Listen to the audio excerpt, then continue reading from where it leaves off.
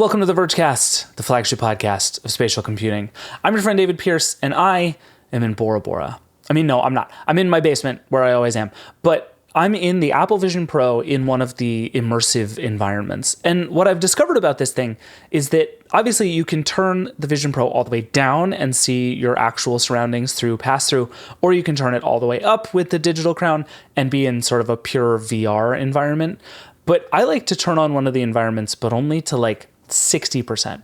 And what that means now is, as I'm looking forward here, I'm seeing my Mac monitor, because I think that's how most people use their Vision Pro, is as a monitor for their Mac, plus a couple of Vision Pro apps that I've aligned around.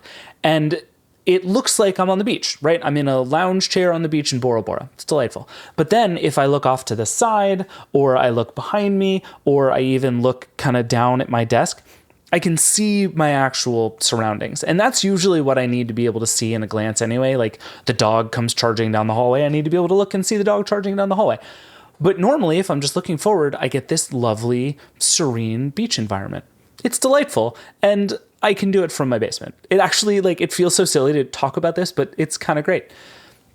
Anyway, the Vision Pro is what I want to talk about on the show today. So 5 months ago today, as you're listening to this on Tuesday, July 2nd, was the launch of the Vision Pro. February 2nd, 2024, that was when it shipped and regular people started getting to use it.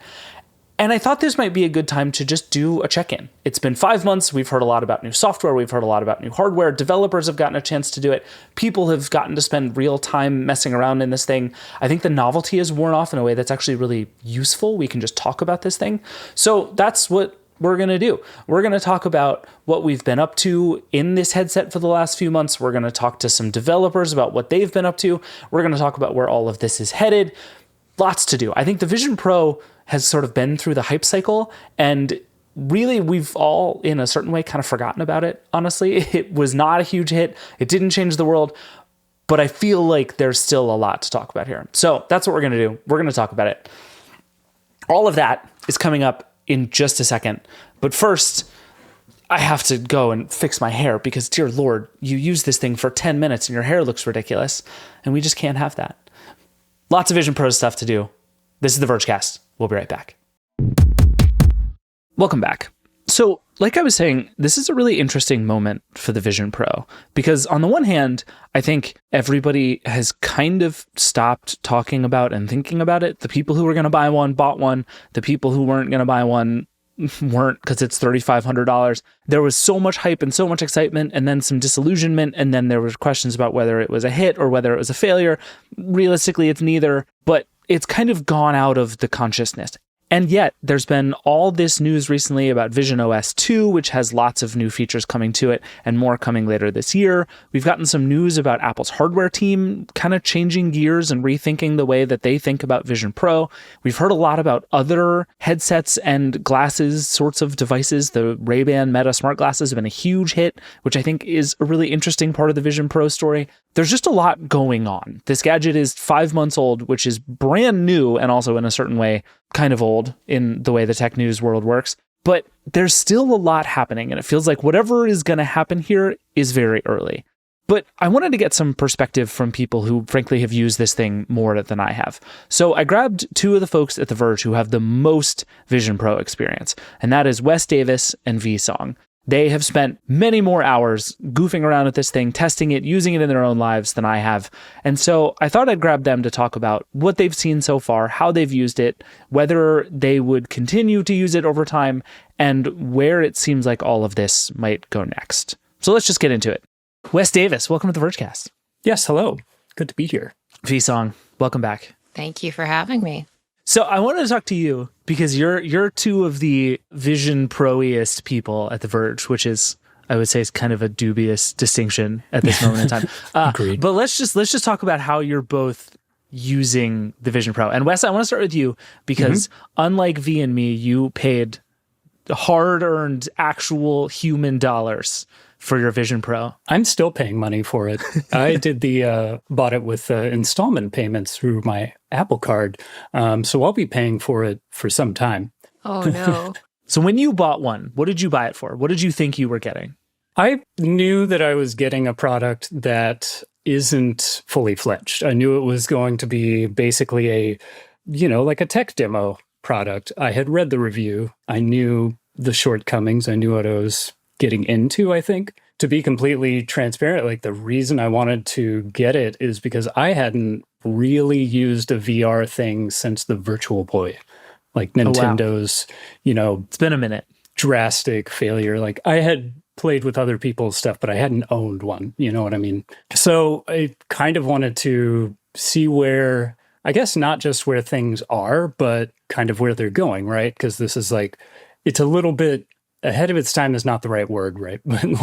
But it's, it's ambitious. The tech is pretty ahead as far as like visual clarity and all that stuff. The screens are really high resolution. And did you have a thing that you were like, okay, even if it's terrible at everything, at least it'll do this one thing for me and that'll make it worth it? Did you have one of those in your mind that you're like, if only it's X, I can live with this purchase? Not really. I was intrigued by the whole, like, let's put a big virtual screen in front of me thing. I have since found out that it's nice for certain things, but it does also do things like when you have a gigantic display in front of you. I've never used on a regular basis more than like a 27-inch screen. But when you have a gigantic screen, like blow it up to, the size of a huge HD TV or projector or whatever, you will miss notifications because like Really? On Mac OS, they're all just in the top right. And when the top right is 5 miles away from you, you don't see them. You mean like literally in your eyesight? Like the screen is so large. Yeah. Okay. So I don't do that.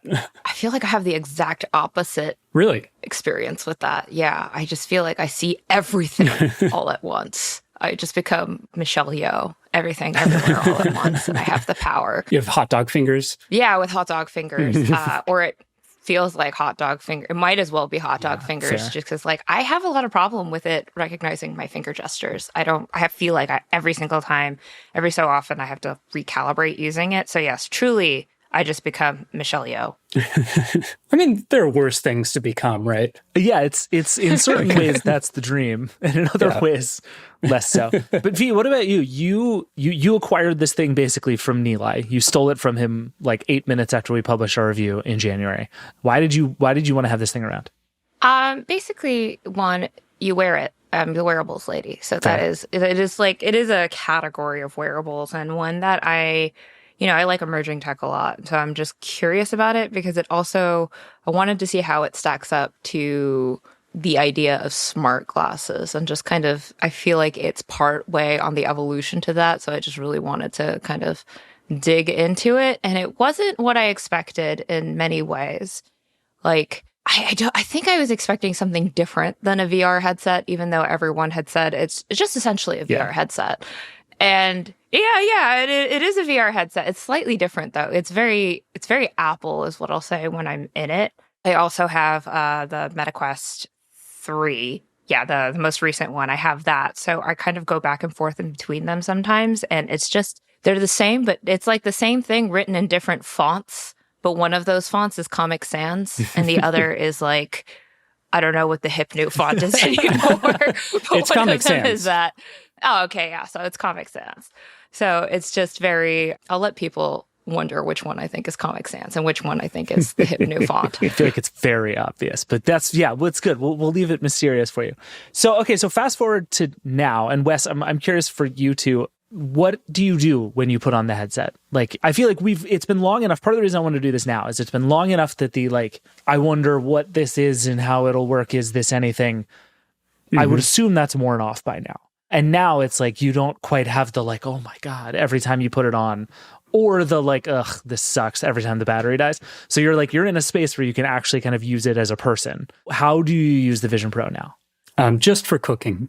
No, I use it. I was about to be like, that is the most exciting answer I ever. believed you for a second. I tried it once after reading Those Joanna Stern's review, right? Yeah, Joanna Stern's story, but it's horrible for that.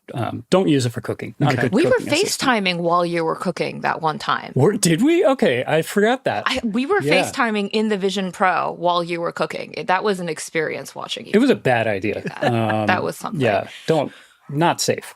No, mostly. So I will use it 1 or 2 times a week while I'm working. Usually it's like if I really want to focus on something specific, if I'm working on a bigger piece, or every now and then I just to try it, just to see.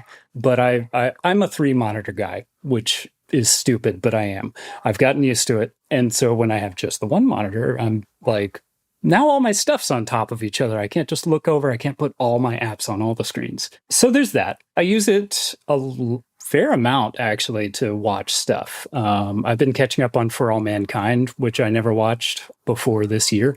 So I've been watching that a bunch. Every now and then I'll think like, hey, like this is basically a movie theater on my face. So like, are there old movies that I never got to see in theater, things that I missed? So I'll do that sometimes. So you use it as like a single tasking device. Yeah. And I'm fascinated by this idea that you're like, I have too many screens, and when I need to focus, I put on a headset. Which on one hand sounds so counterintuitive, but is also a thing I've actually heard a few times from folks, that it is like, it is a surprisingly useful focus device. Like, why does it work for you? That's harder to explain. I think it's sort of that it zeroes me in. So it's like when I put it on, it's like I get to go into like mentally into a mode where I'm like this is the thing that I'm doing right now, is working on whatever this task is.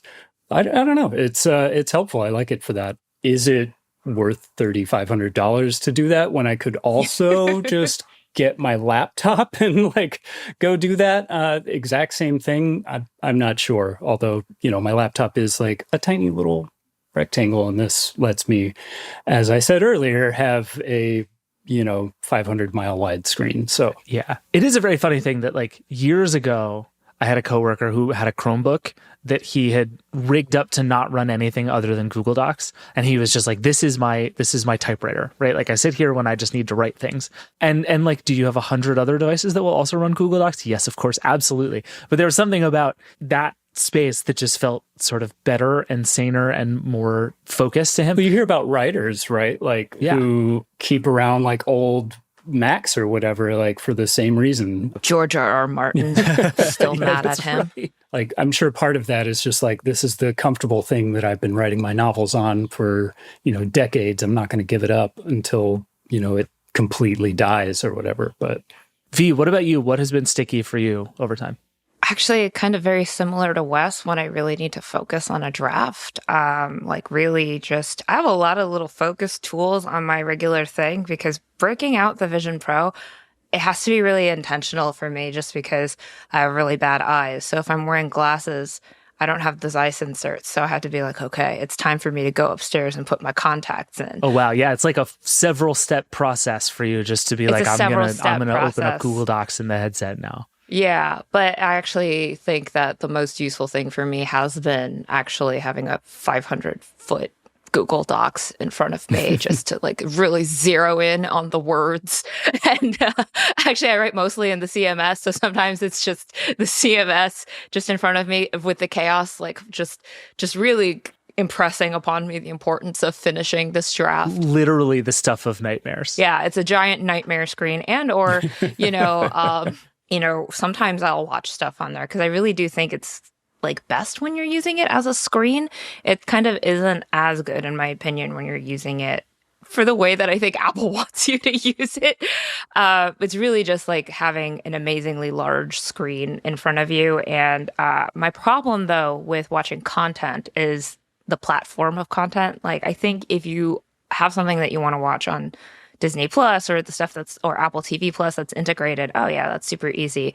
But I want to watch my K-dramas because my husband won't watch K-dramas with me. And this is a solitary experience. So, going to my crappy streaming K-drama websites where everything is like a 1 second away from getting malware infected into my Vision Pro, that's kind of not quite so easy.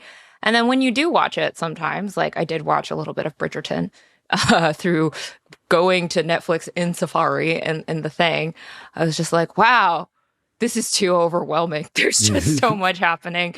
I don't know that I feel quite as enamored with it like a few months on as like a watching medium, because I do want to like text Crayons, who's the sole reason why I watched Bridgerton, and be like, oh my God, the men on this show are stupid. They just need to talk about their feelings. And like, you know, it's so easy when you're just on a TV and you can just pull out your phone and be like, oh, Simon is stupid and Bridgerton.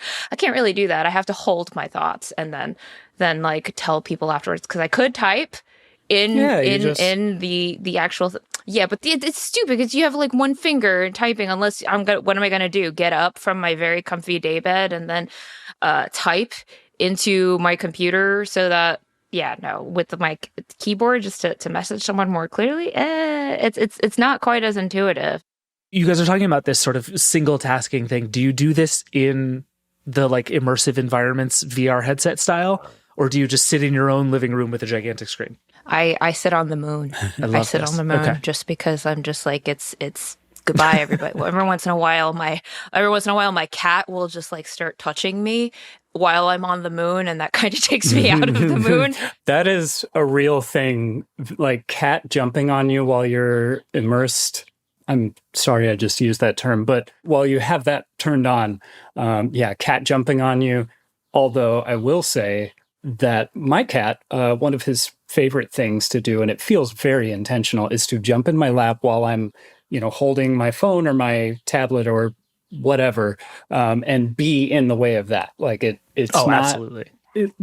And he can't do that when I'm using Vision Pro. He has to wedge himself between your thumb and your index finger, and that's the only way. And sometimes he'll kind of like flash, like I'll see little ears flashing into the screen. But as far as like using the immersive stuff, if I'm trying to type, it's I don't know, like trying to find the keyboard is really annoying. Now they fixed that in Vision OS 2, so if you have the beta, you can do that, and it will recognize a Magic Keyboard. They say that it's just for Magic Keyboards. I've gotten it to recognize this NES controller that I have as a keyboard for just a few minutes, and it would kind of show it when I looked down at it again, and then it stopped. It figured out I was lying. So I love that the pro tip is just fooling the Vision Pro. That's a good strategy. Absolutely. But no, you're getting ahead of me on some of the software stuff. But one of the things I've heard a bunch of people talking about is that the phone mirroring thing inside of Mac OS, inside of the Vision Pro, could be a big deal for solving kind of both the problems you're talking about, right? Like the how do I input while I'm in this space? And like the thing you're describing, which I call like light multitasking, is a thing I have thought so much about with the Vision Pro, because like I love going to movie theaters. I go to movie theaters alone all the time to see movies just because I'm not allowed to use my phone. It is the best. And it's just like, I'm going to sit here, I'm going to watch this whole movie like a maniac, right? Like I'm going to just look at the movie the whole time. And there is something about the Vision Pro that is really compelling in that way. I found especially in like the good streaming apps. And really it's basically like Disney and like Max a little, and that's kind of it. Apple TV is good, but there aren't many. But the ones that are good, I have found I actually like really enjoy watching stuff in. But V, I'm with you. Like if it's a matter of loading up a browser, it doesn't. At that point, I'm like, this is worse than watching on my television. What am I doing here? I wish all the stuff that I wanted to watch on my own was in the good apps, but they're not, which is kind of, the whole thing about the loneliness in the Vision Pro. It's a real, I think that's like my biggest problem with it, is that I would enjoy it so much more if I had more people to hang out with in there. Otherwise I'm just kind of like, everyone's out here. Who am I gonna? That tension, sort of both sides of that, I was one of the things I wanted to ask you both about, because you both live in households with other people and also are like big nerds who are online talking to people all the time. For me, as a person in a household with other people, I cannot bring myself to wear this around other people. Like, and that's probably just a me thing. Maybe I'll get over it. But I'm curious what your experience has been like. Like, do you sit on the couch around your partner, family, friends, whoever, and I have been roasted within an inch of my life wearing that thing. I actually wore it in a car one time just to test the travel mode. I was not driving. Oh, just to be clear, I was not driving. I was the passenger, and that was not fun. The windows were. It was trying to fight me the entire time, because I think it knew that I wasn't supposed to be in a car with that thing. But when I was testing it more frequently, my spouse would walk by, would just look at me and go, "Oh, I'll talk to you when you're a human again. Oh, interesting. Like, Yeah. okay, bye. Like, no. Or he would go, that is just so cursed because you have the eyesight on the other side. And he's just like, that's not your eyes. That's just, Yeah, eyesight's not the solution. It's just not. I get why they did it. I think it's actually like very oddly human and thoughtful why they did that. Right. Because eye contact is so, they're actually like talking about the social cues by creating that particular feature. But I have never had a single person go, wow, that's so cool. Can I try it? I've been like derided because most of the people in my life are not huge tech nerds. Like my husband's just, he gets so mad seeing it and he's like, why do you have this thing? What is the purpose of this? What is the Meanwhile, they love the Meta Ray-Ban glasses. Like they can't stop using them, but they look at me and the Vision Pro and they're like, why? Humanity is like, yeah. The one thing that I do kind of in like the common space in the living room is I will go in there because it's the one room that's bright enough and big enough in my house where I can play games on it, which like I don't do a lot of, but there is one rhythm game which called Synth Riders, and it's basically Beat Saber, right? Kind of, it's like you have balls flying at you and you have to catch them in time with the music or whatever. It's stupid, but it's also, I enjoy it. Those games are very fun, and the good news is you look so cool doing it. You look very so cool. Yeah, and so like every now and then, like my wife will come downstairs and walk in, and I'm just standing there like doing like all these weird movements, waving my arms around and stuff. But she also has played it and has fun with it. She never asks to play, but if I'm playing and I'm like, do you want to do the thing? And then she, often will take me up on it because she also secretly thinks it's fun. But her reaction, she's not as angry, I think, as or upset by it. She's not offended by it. She's just like, she'll come in and just be like, oh, look, it's my robot husband. Yeah. I think the I'll talk to you when you're done in there reaction is so common and so fascinating because that 100%. Is like the precise thing that Apple was trying to solve, right? This thing where like they did so many interesting technical things to make it work. Like the thing where a person sort of fades into your view as you come in, like technically incredible. It works shockingly well. It's only alarming, at least for me, the first couple of times. Like it freaked me out pretty legitimately the first couple of times, and then I got used to it.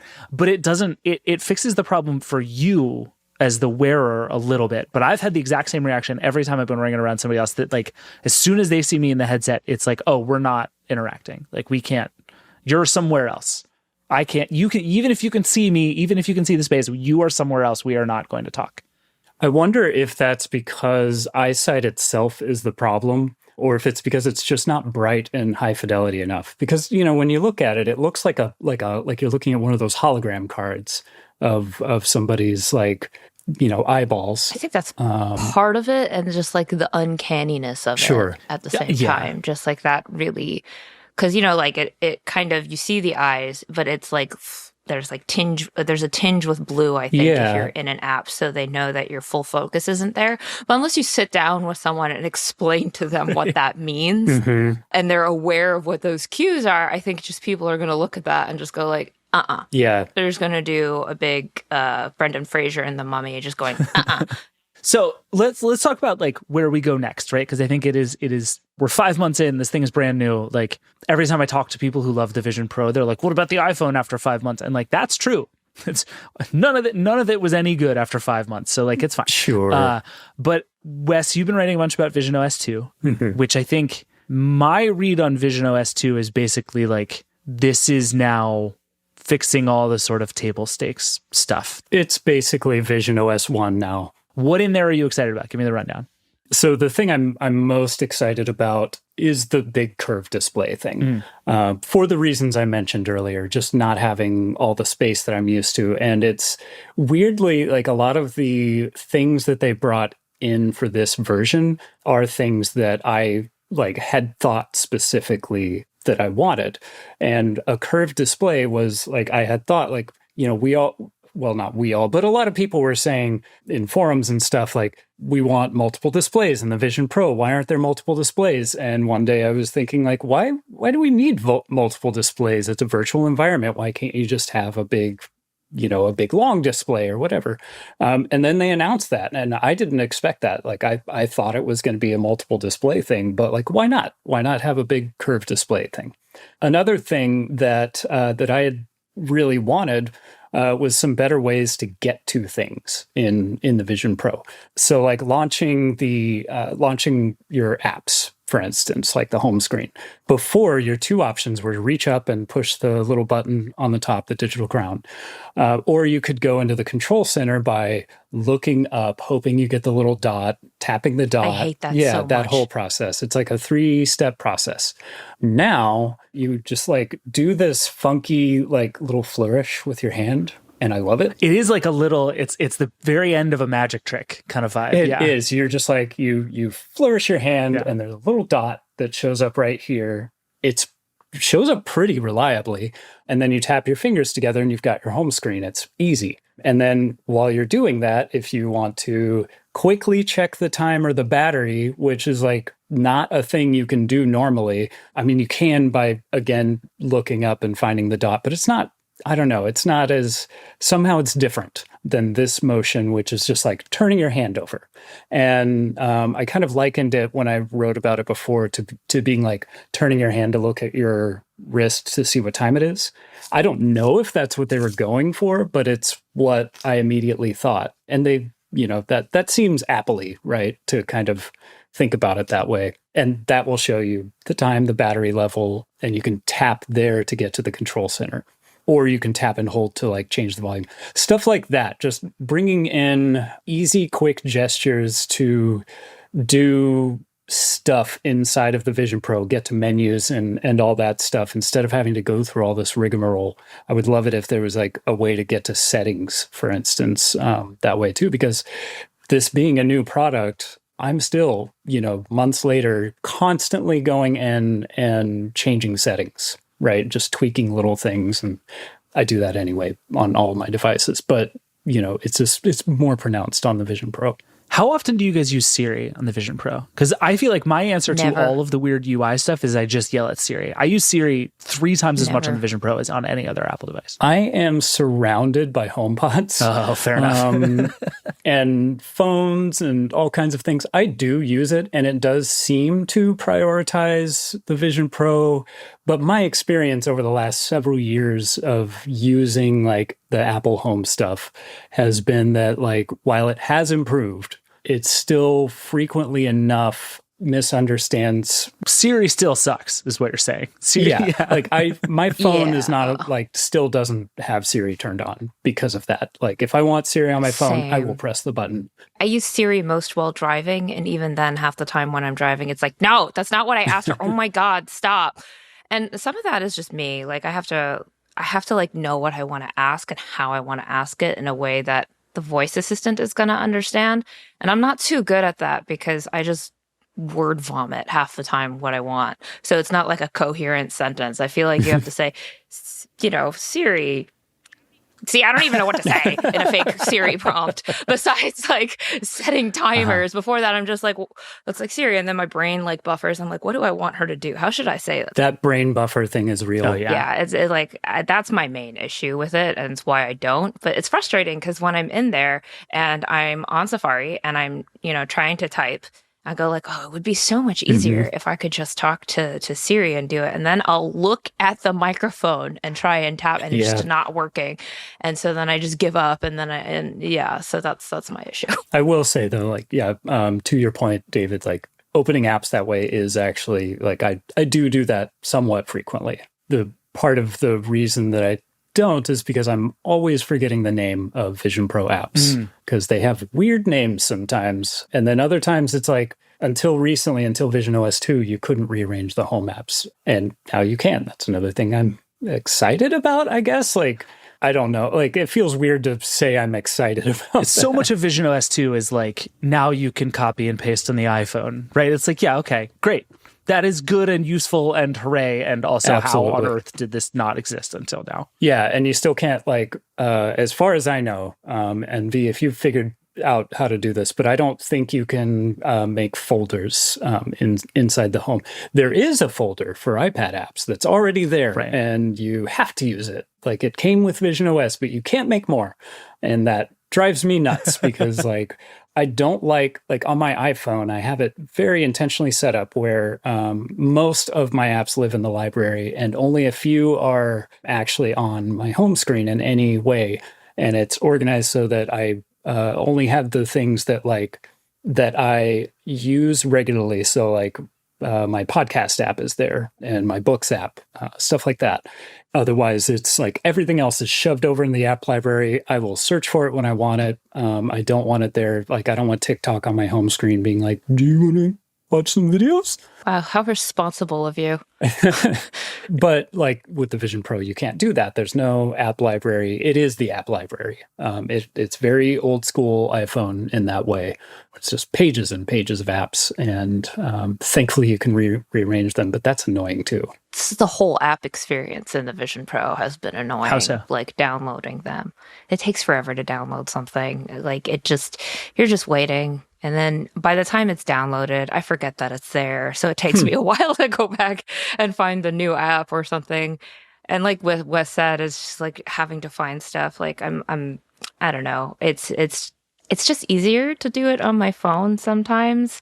And then sometimes the apps that are in there, I'm just like, this was not what I was promised. I was in the Zillow app in there, and that's not what I wanted from a Zillow app on the Vision Pro. I want to talk about the Zillow app in a minute, but I'm curious, V, can you actually read your phone? Because I can't. No. Okay. Like, I mean, I could if I have really bad eyes. Like, I don't know if this is useful because my eyesight is garbage, but like, I have tried looking at my phone and it's just kind of, I have to squint and I'm already like, so my eyes are already dry in the Vision Pro because my eyes are so wide on the inside and like I'm wearing contacts, which is extra drying. And so then I have to squint really hard to look at my phone. So it's just not worth it, really. Yeah, and I still can't wear it for very long at a time. Like I think, Wes, you said you figured out how to wear it for like 2+ hours. Like I have to tap out after an hour. Like it doesn't matter how I arrange it on my head. It doesn't matter what strap I'm using. Just after a while, I really feel it. So I kind of have to take it off. And it's not that way for me every time. Most of the time, I can legitimately get away with wearing it for an hour, 2 hours. I've gone even longer than that. Not all day, or at least I haven't tried it all day. It took a while to get to that. Like it took a lot of fiddling with the strap. Like I still use the Solo thing. I tried the one that's supposed to be the comfortable one for a while, and it made the top of my head numb, and that bothered me. So I switched back and I figured out a way to make it work. But I think you've written about this, V, just about like how personal wearables are, right? Yeah. And now like especially with like smart rings and stuff like that, just every single person's body is different. And, you know, I might be able to wear the Vision Pro all day. Maybe, who knows why? Maybe I have like an extra fat forehead or something and it's just got a lot of padding there. I don't know. We had Parker, who's our product person, like went through hell to get that thing to fit his face. Yeah. Whereas me, I got lucky. But it took a while. Like at first it was like, you know, it would press too hard here or press too hard here, or it felt heavy. My neck hurt from wearing the thing. I don't know if I just have an extra strong like back of my neck now or what, but like most of those issues are gone. I actually will lie down wearing it if I have to wear it for a longer period of time because it just like relieves the pressure from the top of my head and like the tightness around it. I have flat cheekbones, so you know there's no actual bone support to lift this thing, so I have to like tighten it around my face. And so I think that's part of the reason why I have no bone structure with which to hold this thing up. And that is like a thing with wearables. Like your face, everybody's face is going to be structured differently, and like with the glasses, it's the nose bridge. Again, I have a flat face, I have a flat nose bridge. I have nothing to hold these things up. So if there's no supportive structure in there, it just slides down my face all the time. Mm-hmm. So I don't have a face made to wear it comfortably, but I do so for the blog. So it's important. The sacrifices. Yeah, as somebody with very good vision and ample nose, I suppose, the thing that always gets me is just like my eyes get tired at the end of it. And Wes, like that's the thing that is most surprising to me. Like I can fight through the my head hurts thing. Like, do you guys ever see the TikToks of the people who have the dent in their head from wearing headphones all the time? Yeah. Like, I'm convinced the Vision Pro is going to end up doing that to me, but I can soldier through all of that. But I get like physically exhausted just from looking at this stuff all the time. And I think to some extent that's just like, it's just the light in your eyes all the time. Like if I sat close to my TV and watched it for hours at a time, it would... No. I actually talked to ophthalmologists. It's on theverge.com about, is it dangerous to have a screen that close to your face? And the answer is not really. That's a myth about having the screen so close to your eyes. It's actually that your eyes are just open for too long. You're not blinking as much. So your eyes become less hydrated. And that can cause like burst blood vessels in your eyes. It's benign generally. I had a friend in high school who used to play Doom so much that he would come to school with burst blood vessels in his eyes because he would forget to blink for hours at a time. Shout out Tim. So you do need to be putting the eye drops in your eyes if you're prone to dry eye. And it's like also, again, with me, with my contacts are drying. So because the display is so stimulating, you're just going to blink less. You're not going to be blinking normally as you would in there. So that I do think that the eye fatigue is a thing that we haven't necessarily talked about because, you're in an immersive environment. Every so often, are you going to hit pause to take off the thing, squirt in some eye drops, and then put it... You should build that into the Vision Pro. It's like the opposite of the thing in the watch that expels the water. It just flushes water into your eyes every 20 minutes. Just flush water into the saline solution. Because that is eye hygiene. There is like good health and good practices that you have to use with these devices that we don't always do. So like the screen distance, like talk to actual ophthalmologists. The screen distance is not the problem. It is the fact that you are not blinking that can cause actual eye strain, and that's not great for you. So they said 20-20-20. Every 20 seconds, look 20 feet away for, I think 20 seconds. Every 20 minutes, look 20 feet away for 20 seconds. That's what it is. But you can't do that in a Vision Pro. Right, because it's all an inch and a half away. It's there. I do have to say one thing that I thought of earlier. Right now I'm building a bicycle from a frame old frame that I had, and I realized I didn't have the measurement of something, and I don't own calipers. There's an app in the Vision Pro called hand calipers. There you go.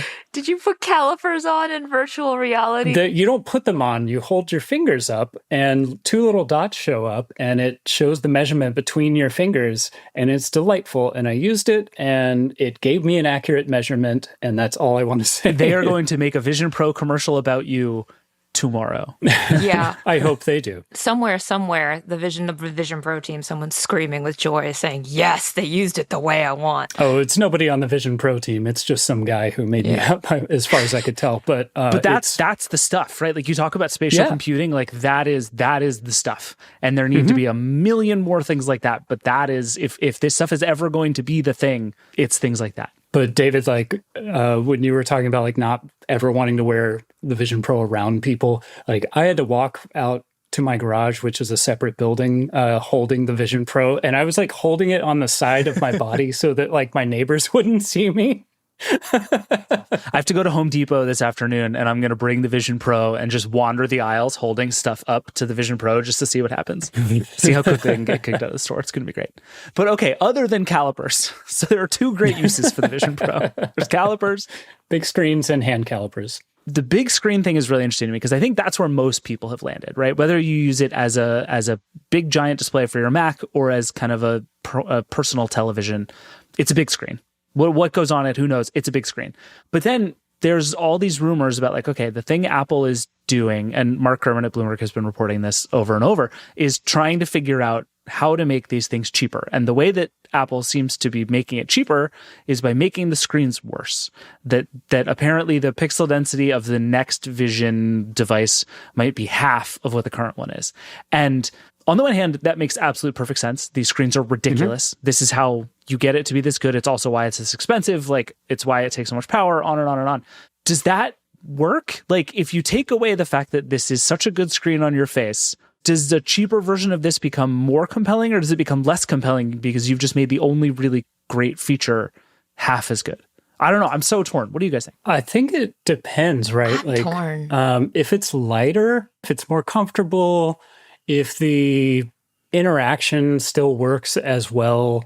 You know that thing where, if you go back and you watch like a DVD even on the right screen, like maybe a 1080p TV or whatever, you kind of forget that it's lower resolution for the most part until like some text shows up and you can see all the like aliasing around it or whatever. I wonder if that could be the case with the Vision Pro 2.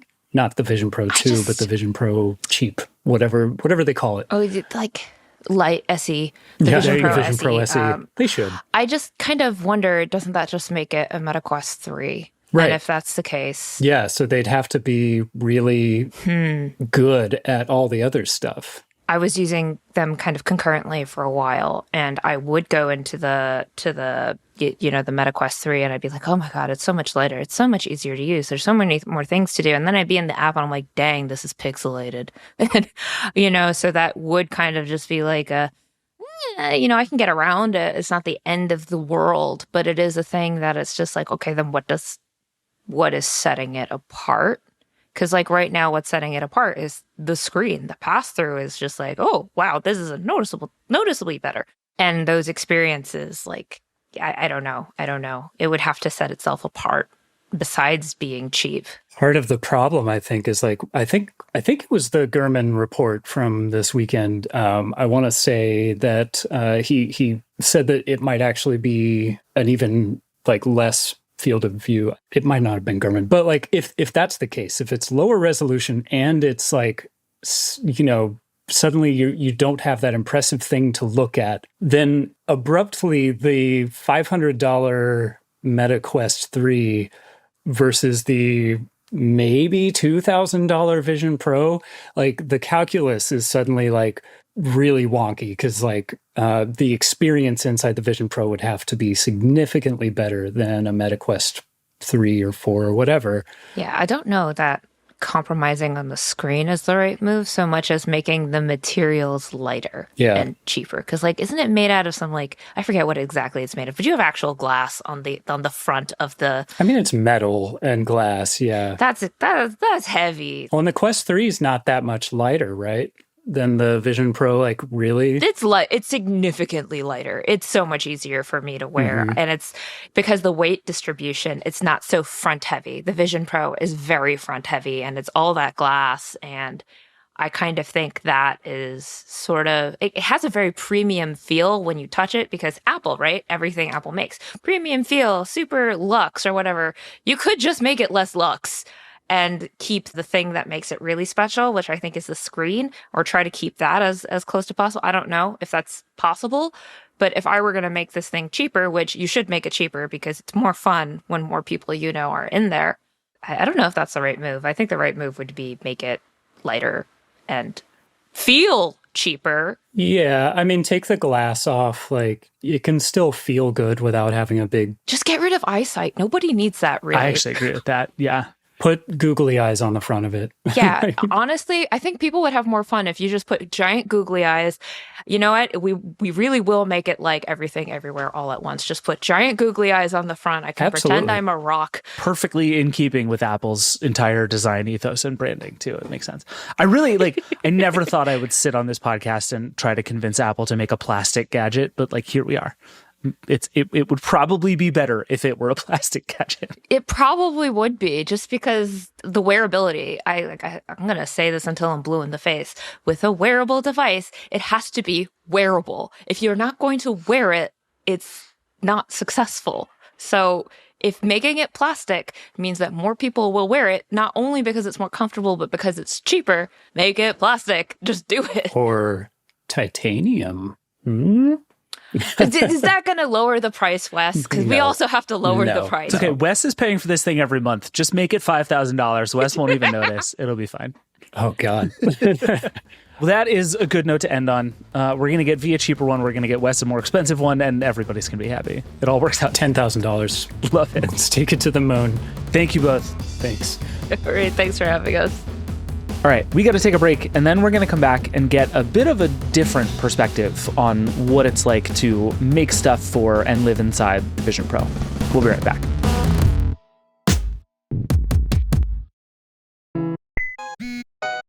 Welcome back. Ultimately, as we've been talking about, the success or failure of the Vision Pro has absolutely everything to do with the App Store. If Apple keeps caring about the Vision Pro, which I would say is not guaranteed, but pretty likely, the hardware will get better.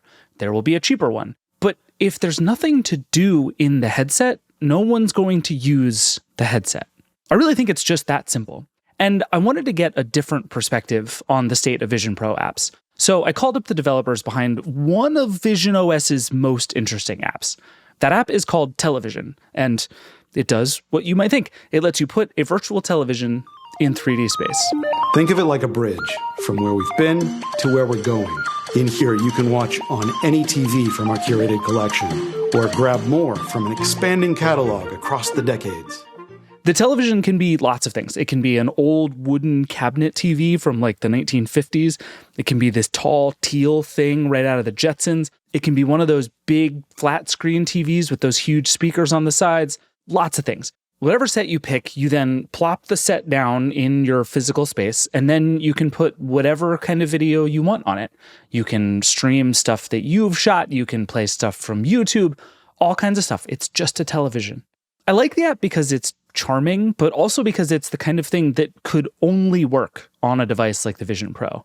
It would seem like ridiculous, kind of kitschy, skeuomorphic design on an iPad or a TV screen. We've actually seen things like this on those devices, and it always seems like kitschy and skeuomorphic. But when it's a physical seeming object that you can actually walk around and place in space, it's just more fun. And since the TV stays right where you left it, I kind of use it like a background TV, like you might find in a waiting room or whatever. You know, you just put on the news and then turn around and look at it every once in a while. It's kind of great. Anyway, Television was developed by a company called Sandwich, which you might know from the super deadpan and fun commercials it's been making for a long time. I'm here to tell you about Coin. It solves a problem I think most of us have. See, my wallet is filled with cards. This is a coin. I talked to 3 of the folks at Sandwich, all of whom worked on the app. I'm Adam Lissigor. I'm the founder of Sandwich. In the context of Sandwich Vision, the Vision OS App Studio, I would say I'm the creative director. My name is Dan Sturm. I am the visual effects supervisor at Sandwich. I'm Andy Roth, and I'm the engineer on both television and theater. Oh, right. To Andy's point, they also just made an app called Theater, which is similar to Television, except instead of putting a funky old TV in your living room, it sends you to a big, immersive movie theater style place. Anyway, I asked the Sandwich team to go back to the beginning a bit, to even before the app existed, even before the Vision Pro was really a thing people could buy, and tell me about what it takes to dream up, build, ship, and sell a Vision Pro app. Adam said the idea came to him kind of out of nowhere. Personally speaking, 6 months ago, I did not assume I was going to be building for the platform. I was just not in software development headspace at all. I didn't become activated until I was sitting down. I'm working on another startup, sort of more in the SaaS space. And my co-founder had not really had experience with VR that much. And I have a MetaQuest at home. I was a DK1 user, an Oculus DK1 user early on. So I've been paying attention and tracking the space, but never thought it was worth developing for. The Vision Pro had been announced. My co-founder was curious, and he said, "Oh, you have a MetaQuest. Let me see how it's changed since the one time I used it." So we spent kind of half a day just exploring different things in the MetaQuest platform. And it was fun to see him get activated again. And then we started talking about Vision Pro that was coming and just wondering what things are going to happen in this space. And then that night I kind of was laying in bed and I just kind of like my imagination started popping off and I started writing down app ideas in terms of just thinking, what does this device make possible that the other devices don't make possible? How can we take advantage of our space? Like what, at that point, spatial computing as the nomenclature was kind of a laugh, right? It felt like a branded Apple thing that they were making up just to differentiate and not say VR because they're contrarians, and I love that about them, of course. So what is spatial computing? What does that mean? it means using the space of the world around you as your display, as your interaction model with the software. And then suddenly starting to think about, okay, what can happen when computer stuff happens in your space that can't happen when it's on the black rectangle? That's where my imagination started really going into overdrive, because we're filmmakers at Sandwich and we think in terms of that 2D rectangle. And then obviously in non-spatial computing, we think in terms of the 2D rectangle. Even the people who have, their whole desk is filled with displays in vertical and horizontal orientations. So like, what does it mean when you see past the black rectangle and the world is your display? And then that's when I started dreaming up the television app. And that's when I got in touch with Andy, sort of just lucked into meeting Andy and explained the idea to him. Andy, do you remember what the explanation was? I'm trying to imagine how, like, the 4-sentence pitch of what television is. Yeah, I think it was basically, let's throw some old school 3D TVs in your space and you can watch anything. I was like, all right, I'm sold. Pretty good. Yeah. Were you into all the headset VR, AR stuff at the time? Yeah, I've been into VR for a few years. I had been doing development for the Quest for a while in both Unity and Unreal. And I've just been anticipating Apple's headset for a few years now. I'm just waiting to see what they could bring to the table and do differently than the other headsets. Like, even before it launched and before you started building, like, had you seen what the Vision Pro was? Were you like convinced this was the one? Like, they've done the thing? I'm still not convinced it's the one. Okay, but fair enough. I'm with you on that. But it's definitely an interesting approach to spatial computing, and it's something that I've just been interested in since they announced it. And then, Dan, where did you come into the picture? I think in those early conversations with Adam, the filmmaker storytelling side of the device, like it's kind of our responsibility to understand the technology that we're telling stories about, and to a certain point getting ahead of it, because we're kind of assuming that there's going to be more Vision OS developers who are going to come to us to help tell that spatial computing story. And we don't want to be guessing at what that's like. We want to know what it's like intimately to use the device, and what are the amazing parts of it. What does it feel like to use? What's the stuff that's going to really attract people to a product? And that really starts with us using it. We saw all the videos that Apple released, and that's great, and it shows what it can do, but there's no way to prepare you for what it feels like when you first put it on. I mean, even in our very early tests with 3D models that didn't have video on them, because I'm not a VR guy. I've never really been a VR guy. But when I put this thing on and I started manipulating a 3D TV in my space, like, it was incredible. Like, I've never felt anything like that before. It's just like I stood up and I walked in a circle around a 3D TV in my office, and it's like, what is this? Like, this is incredible. So, getting our feet on the ground, like with just Vision OS in general, was where we started. And then what does that enable? What are the parts of this that we want it to look like? Like, what is our ideal version of this app? What are the things that we wish it could do? That sort of stuff. That's where we started, I think. Adam, you just reminded me, we were texting, I think it was a Saturday, about this idea, and you had one of the models, I think it was the Streamline Media Stand or whatever, and you texted it to me, and I was sitting in a chair watching my kid play, and I put my iPhone up in AR mode, and I put the TV over there, and I just kind of turned and saw a TV, and then turned back to my kid, and I was like, yeah, that's awesome. I want that. I just want to have a TV over there to the side of my room, and there'll be stuff on it.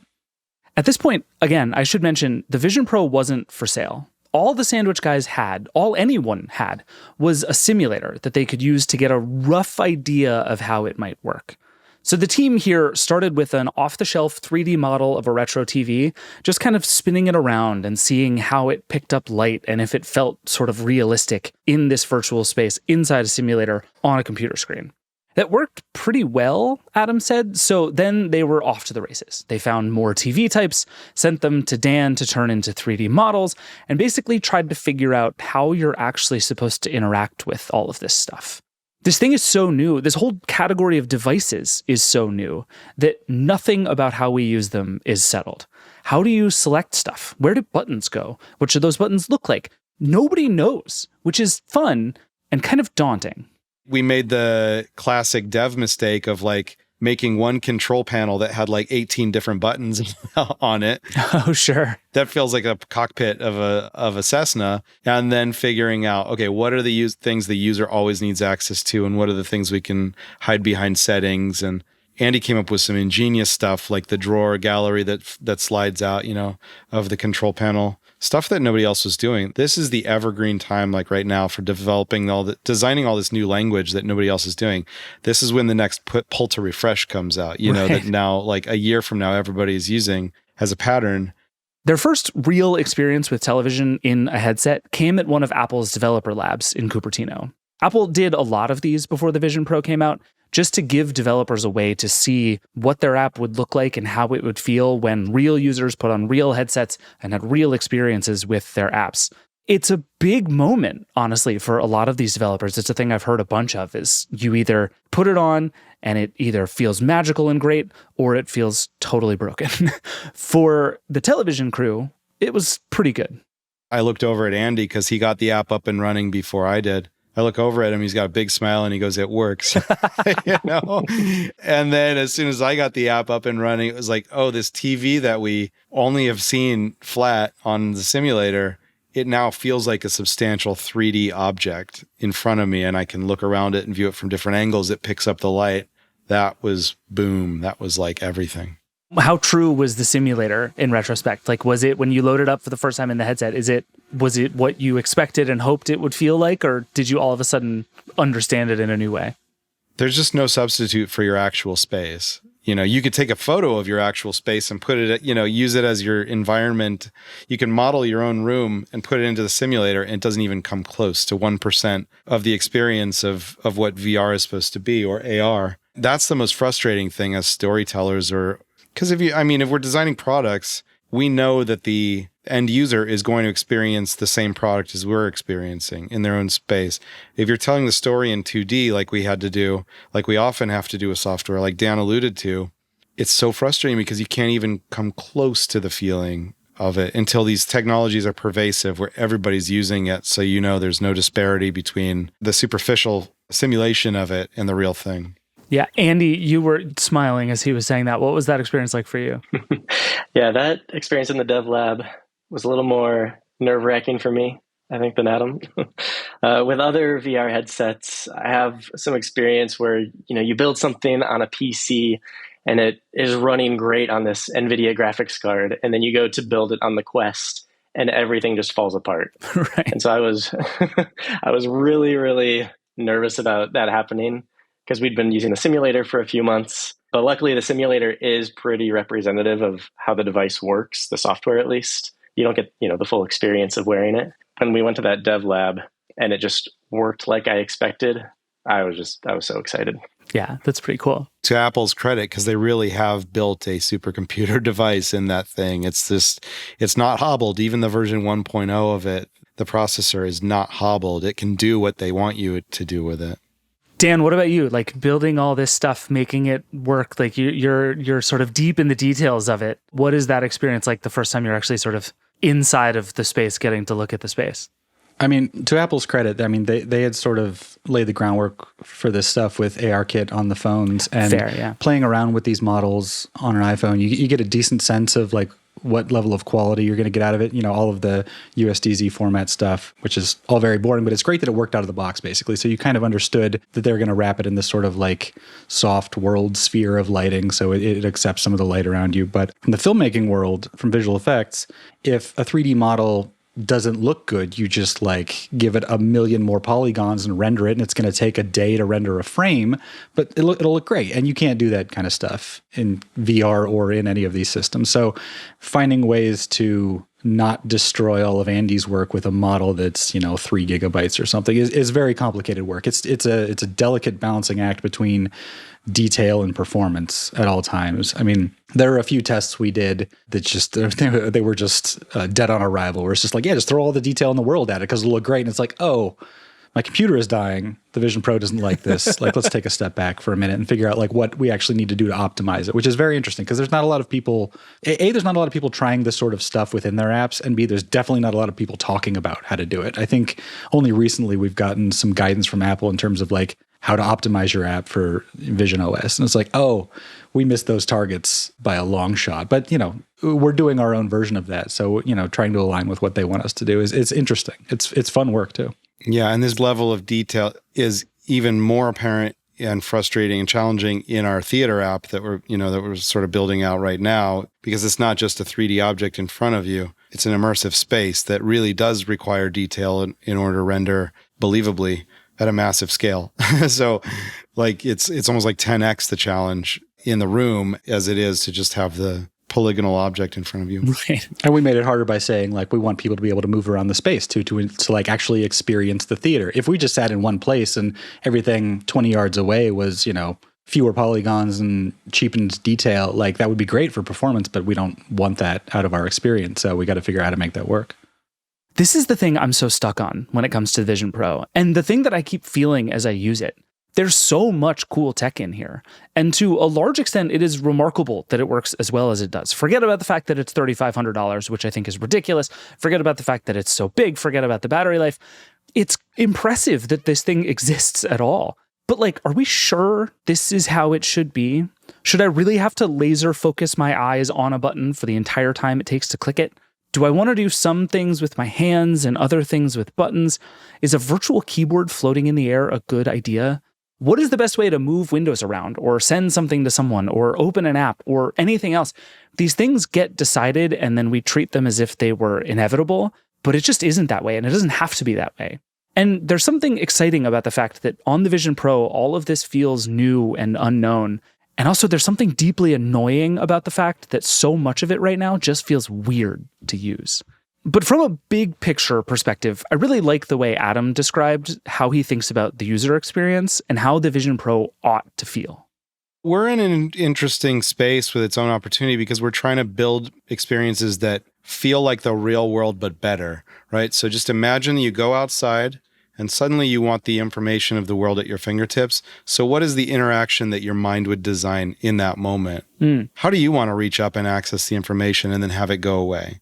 That's essentially what we're doing. We're sitting our users down in a movie theater. If you were in a movie theater that you could just chill out in all the time and be by yourself, and you can summon any content to that big screen, how would you do that? What would be an interaction model? Or, a lot of it just translated to the outside space. I think that's how UI designers have to think about this stuff, is knowing that eventually 50 years in the future, there will be no hardware and the world in front of us will always be sort of like have a digital layer to it that feels organic and real. What is that interaction model? So if you can summon things, really we are, especially at this early phase of the OS as a platform, we're at the mercy of Apple, because Apple, they'll let you do new cool things that they've deemed worthy of the SDK. And then we will be able to do new cool features. And I think that at some point there's an inflection point where developers kind of invent new stuff and then Apple follows. But right now, I think we're in the Apple leading time of the process. Do you feel like that's the right way for things to be right now? I think that's probably pretty normal for a new platform like this. But are you like chafing at the edges of what Apple will let you do, or does it feel like we're in a good zone? Yeah, but a perfect example is like playing with light to reflect what the real world feels like.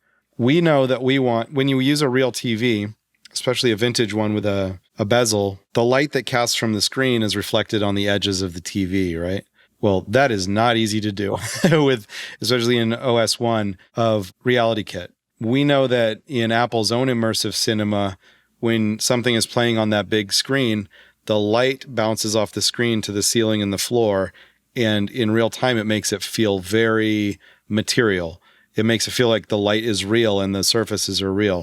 And Apple doesn't make that easy, because working with light as a source in Reality Kit version 1 was really not possible. And version 2, Apple's decided, let's make these tools available to developers. And that means that we can start to build in this new replication of reality that wasn't possible before. And in our app in theater, Andy came up with an ingenious way to fake it, of reflections from the screen bouncing off the walls and the ceiling and floor. But now we get to do it for real, which is very exciting. Obviously, a lot of this stuff is changing really fast. Apple just announced Vision OS 2, which has a bunch of big changes, including some of what Adam is talking about with reflections and light. I mean, these are the things, right? You have to change the way that light works in an API in order for apps to be able to build things that feel real. Like, this is how long the pipeline is. Television has been out since February, and it has already changed a lot. You can now browse and watch YouTube inside of television. You can use SharePlay to watch stuff with friends. There are a few new ways to fast forward and rewind and control playback speed, and you can now play spatial video on any of the screens too. That's kind of the Vision Pro thing, right? Ultra retro TV playing the file format of the future, supposedly. Anyway, the last thing I asked the Sandwich Crew was how it's going being someone who sells Vision Pro apps. It's funny because, in the early days of iPhone, I think everybody assumed app millionaires. You're just, the business model for app development is you make the app and then you sell a billion copies of it and you get rich. But I think what's more interesting from a business perspective is what are the models that it opens up that weren't possible before. And in our case, it's like for delivering content. If our app is a content delivery system, then where are the business opportunities in that? It's pretty fascinating stuff. The mind reels with possibilities, but I don't know, in terms of app sales, it's definitely been a loss. I mean, this business runs at a net loss, and I expected that to be the case. I mean, I held out hope. None of us knew. We didn't know if we were going to get 100,000 downloads on the first day. We did not. But it turns out that's not the exciting part of this. The exciting part is building it's a whole new infrastructure for creating software and running a business. And that's where it really gets interesting. Like a lot of developers I've talked to, they're really optimistic about where all this could go. And I sort of hope that they're right. It'd be fun to have the Vision Pro become a huge new platform with lots of new kinds of things to do. And the more there is to do, the better the headset is. And the better the headset is, the more people will buy it. And the more people who buy it, the more developers will get on board. And the more developers get on board, the more there is to do. And then the flywheel is off and running. This is the thing you need if you want a platform like this to work. I've got a Vision Pro sitting right here next to me. Luckily, I didn't buy it. I think the Verge did, and I just stole it for a while. And as impressive as it is, I just don't use it very much. The only way that is going to change is if more developers find more of these silly, fun, weird things to make for it. I really hope they do. All right, we got to take one more break, and then we're going to come back and take a question from the Vergecast Hotline. We'll be right back.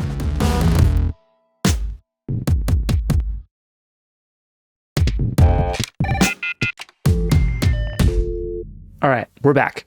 Let's get to the hotline. As always, the number is 866-VERGE11. The email is vergecast@theverge.com. We love all your questions, and we try to answer at least one on the show every week.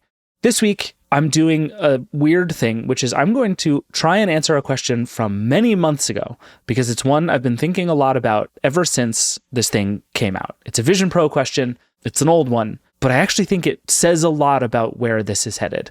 So here it is. This is Maz. One of the things that Apple has been really good about over the years is the miniaturization of really good computers. The problem with the Vision Pro, for me, is that the actual computer aspect of that product is already pretty compact. If you take off the light seal and the headband, and even the stems where the speaker is, and just look at the sort of iMask-ish part of it, it's pretty slim, and most of the bulk that you get from the headset is actually the distance needed or presumably needed to not fry your eyeballs off of just looking at really small screens in really bright light.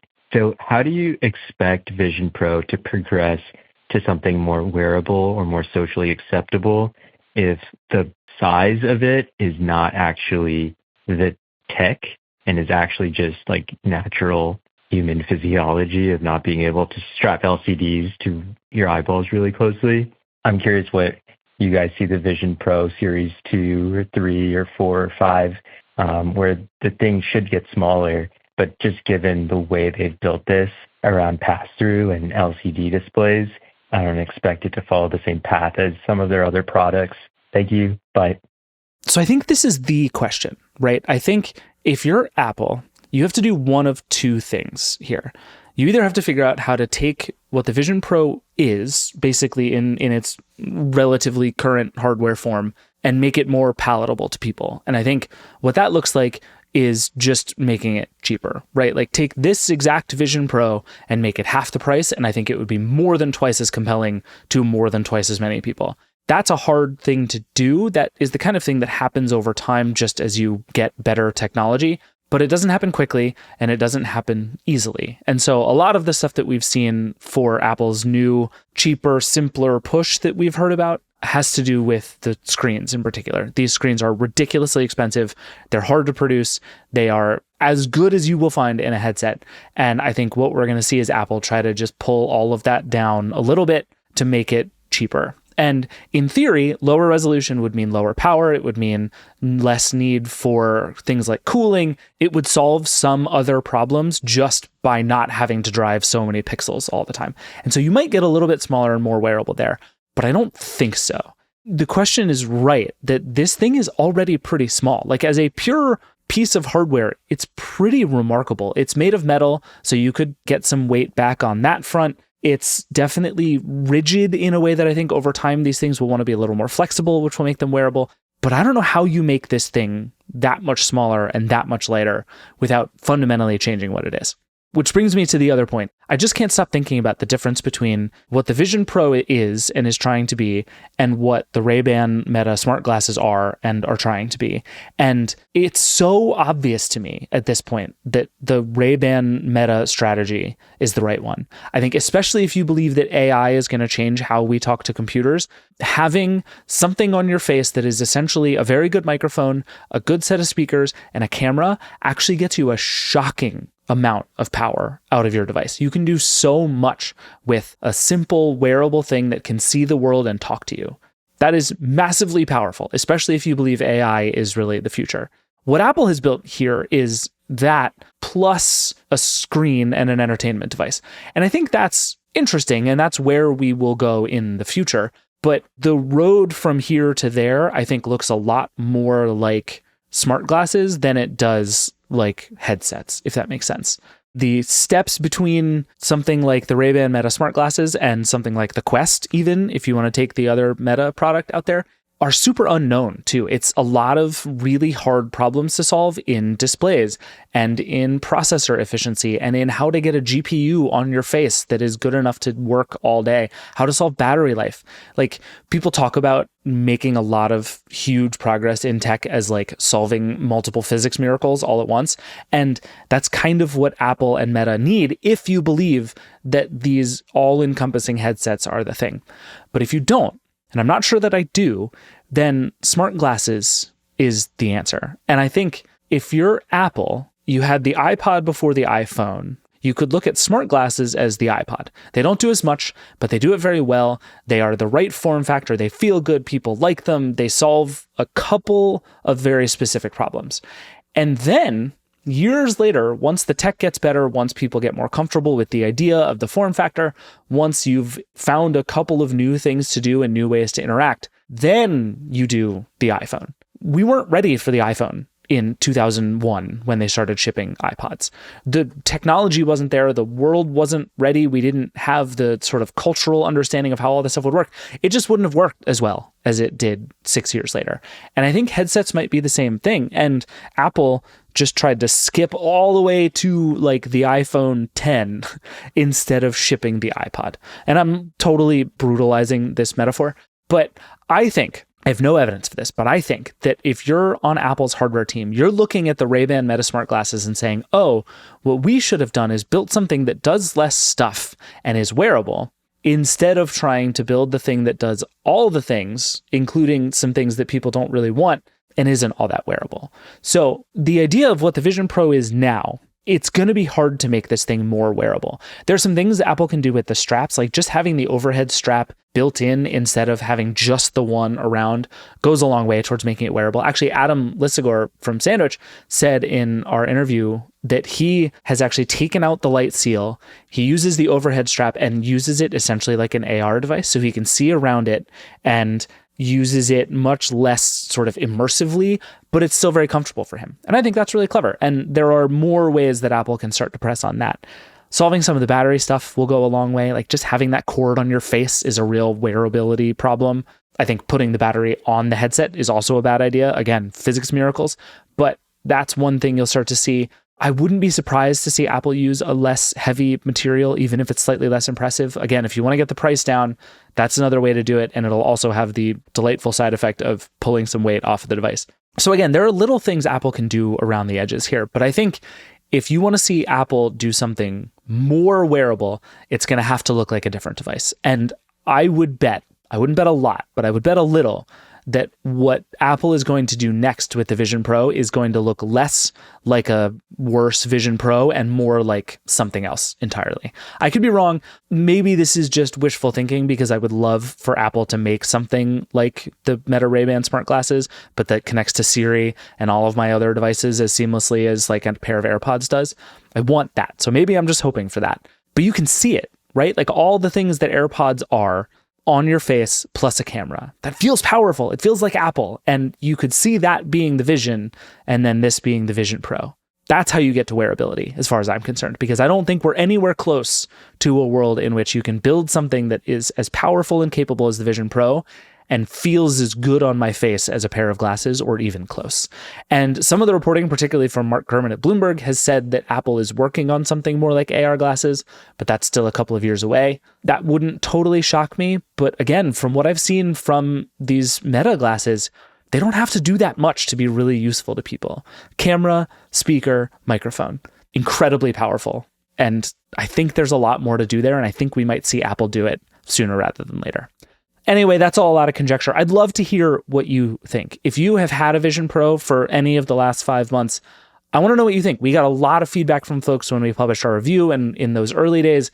But now that things have settled, has the Vision Pro found a way into your routine? Are you still using it all the time? Did you return it because it's $3,500? Are you finding new ways all the time to use it? Do you use it for something totally unusual that no one talks about? Tell us. I want to hear everything. 866-VERGE11 is the hotline. The email is vergecast@theverge.com.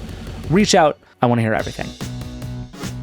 All right, that is it for the Vergecast. Thank you to everybody who's on the show, and thank you, as always, for listening. We are off on Friday, by the way. We'll be back next week, but everybody's taking a few days off for the holiday. If you're also celebrating July 4th this weekend, I hope you have a wonderful holiday. There's lots more on everything we talked about at theverge.com. I'll put a bunch of links in the show notes. You should go read all of our old Vision Pro coverage, and especially some of the news about what's coming up in the next couple of versions of this thing. I think the Vision Pro is going to change a lot. It's going to be really interesting.